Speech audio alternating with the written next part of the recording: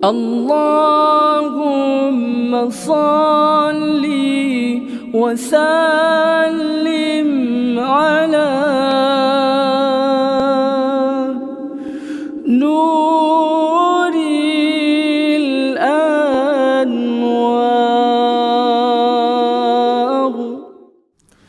Bismillahirrahmanirrahim. Alhamdulillah wassalatu wassalamu ala Rasulillah wa ala alihi wa sahbihi wa man wala. Subhanaka la ilma lana illa ma 'allamtana innaka antal alimul hakim.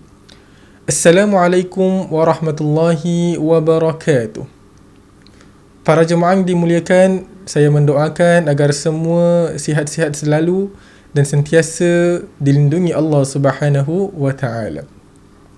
Alhamdulillah, pada hari ini kita berkesempatan sekali lagi untuk bertemu dalam program Kultum Online. Dan insya-Allah pada hari ini saya akan kongsikan mengenai jalani kehidupan apa adanya.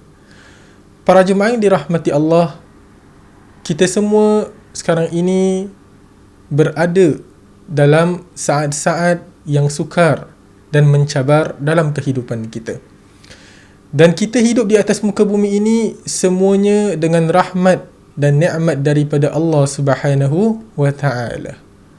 Allah Subhanahu wa taala menjadikan bumi ini sebagai tempat ujian buat kita semua sebagai makhluk di atas muka bumi ini. Allah Subhanahu wa taala berfirman dalam surah Al-Mulk ayat yang kedua yang berbunyi, A'udzubillahi minasyaitonirrajim. Alladhi khalaqal mauta wal hayata liyabluwakum ayyukum ahsanu amala. Sadaqallahul azim. Artinya, dialah yang menciptakan kehidupan dan kematian dengan tujuan untuk menguji siapa di antara kita yang baik amalannya. Maka dengan itu, kita hidup di atas muka bumi ini bertujuan untuk kita sentiasa melakukan ketaatan kepada Allah Subhanahu wa taala dan meninggalkan segala larangannya. Para jemaah yang dirahmati Allah, Allah menciptakan dunia ini dengan ada di dalamnya dua perkara yang berlawanan. Sebagai contoh, apabila ada kegembiraan, pastinya ada juga kesedihan. Apabila ada kesenangan, pastinya ada juga yang menghadapi kesusahan. Apabila adanya kerugian, ada juga yang mendapatkan keuntungan.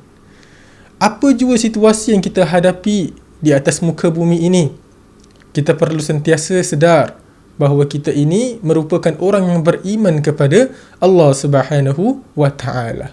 Dan apa jua yang berlaku, kita perlu pastikan jangan sampai kita biarkan nikmat itu boleh mengubah watak kita ataupun ia menjejas keimanan kita. Kerana tidak mustahil apabila berlaku sesuatu perkara, ia boleh menjejas ataupun merubah watak kita sebagai orang yang beriman. Sebagai contoh, kalau kita lihat, mungkin sebelum ini kita hidup dalam keadaan yang agak mencabar. Kita perlu bekerja keras untuk kita mendapatkan apa yang kita inginkan, kita nak peroleh kejayaan dan sebagainya. Dan bila kita sudah bekerja keras, pada saat di mana kita sedang menghadapi ujian dan cabaran yang berat, kita ingat, kita mohon pertolongan daripada Allah Subhanahu wa taala. Tetapi apabila satu hari kita sudah berjaya, kita mendapatkan kesenangan, apa yang kita inginkan semuanya boleh kita dapat.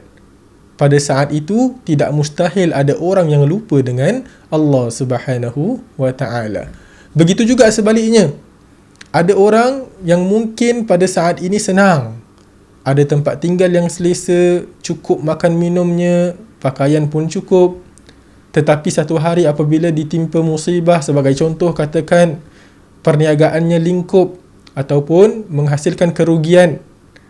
Jadi pada saat itu bila dia menghadapi saat-saat yang sukar, wataknya berubah daripada berada dalam keadaan yang senang, bersyukur kepada Allah Subhanahu wa taala, tetapi apabila ditimpa dengan musibah, ujian, cabaran dan sebagainya, dia akan berubah dan seolah-olah dia menyalahkan takdir Allah Subhanahu wa taala. Inilah yang dimaksudkan situasi ataupun satu perkara yang berlaku boleh mengubah watak seseorang. Jadi dalam apa jua perkara yang kita hadapi, kita perlu sentiasa bersikap positif. Kita menghadapi ujian dan cabaran dengan penuh ketabahan dan kesabaran. Inilah ciri-ciri orang yang beriman yang pernah banyak dikongsikan sebelum ini. Dan untuk kita menaikkan semangat kita lagi, kita lihat perjuangan para anbiya kita dalam sejarah Islam. Kalau kita lihat Nabi Ibrahim AS diuji dengan ujian yang berat sehingga beliau dibakar hidup-hidup. Tetapi dengan pertolongan Allah Subhanahu wa taala yang mengatakan, ya naru kuni bardan wa salaman ala Ibrahim, wahai api, jadilah engkau sejuk dan selamat buat Nabi Ibrahim. Kita lihat kepada kisah Nabi Ayyub alaihi salam yang ditimpa dengan penyakit selama bertahun-tahun, sehinggalah beliau berdoa, Rabbi anni massaniyad dhurru wa anta arhamur rahimin.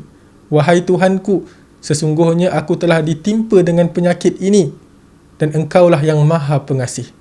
Kita lihat kepada ujian Nabi Yunus alaihi salam yang ditelan oleh ikan paus, lalu beliau berdoa, la ilaha illa anta subhanaka inni kuntu minadh zalimin.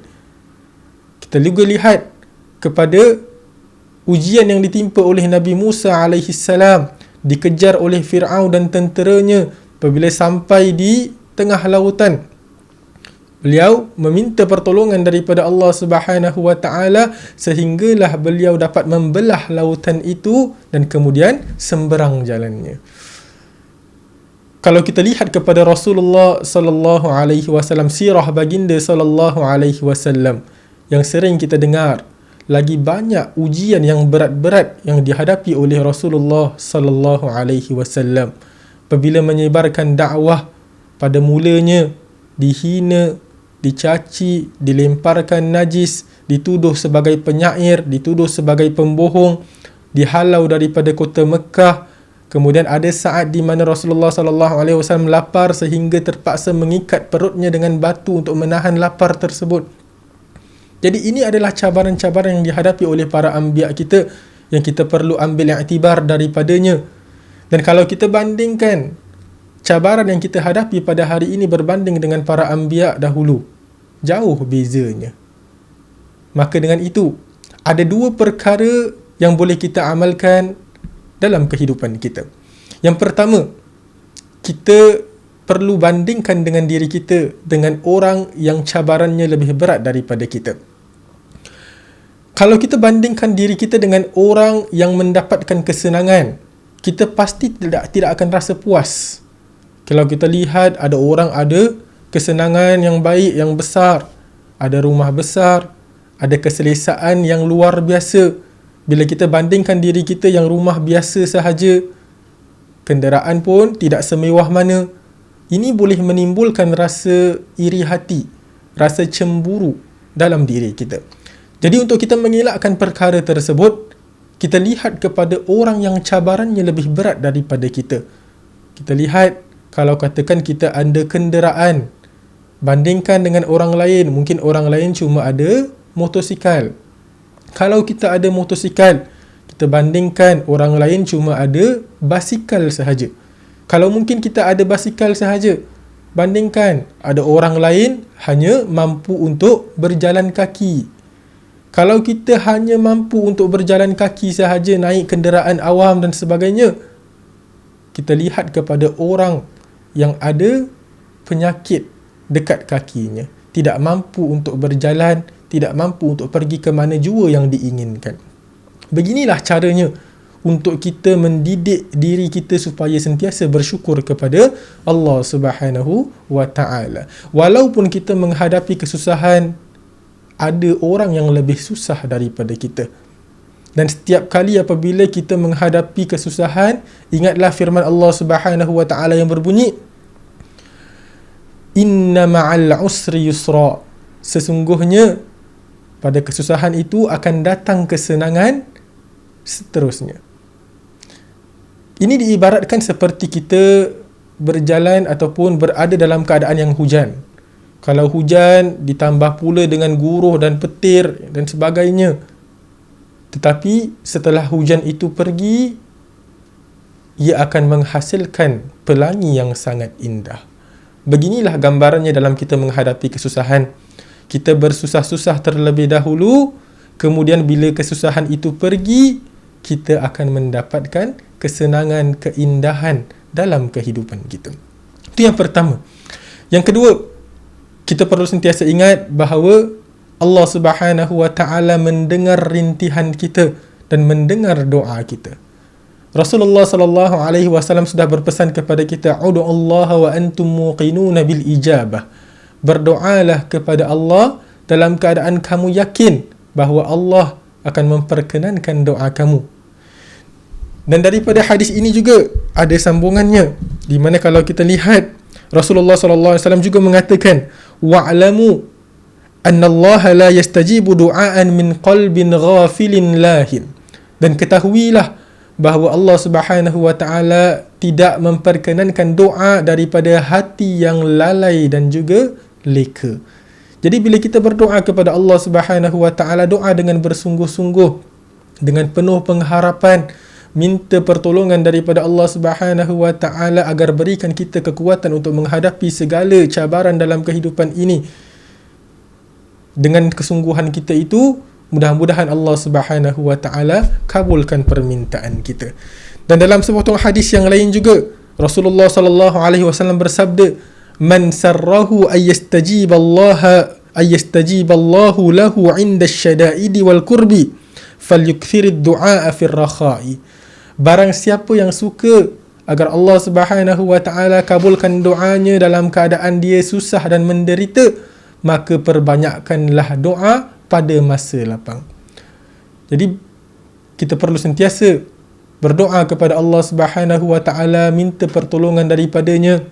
Dan setiap kali dalam solat bila kita membaca surah Al-Fatihah, ini satu peringatan buat diri kita. Apabila kita membaca Iyyaka na'budu wa iyyaka nasta'in, dan kepadamu kami sembah dan kepadamu juga kami mohon pertolongan.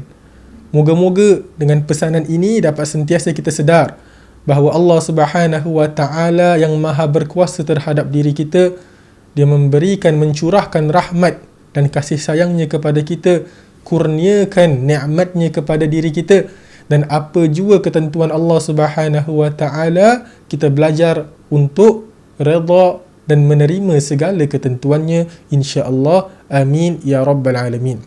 Aqulu qawli hadha wa astaghfirullahal azim li wa lakum, wa billahi taufiq wal hidayah. Wassalamu alaikum warahmatullahi wabarakatuh.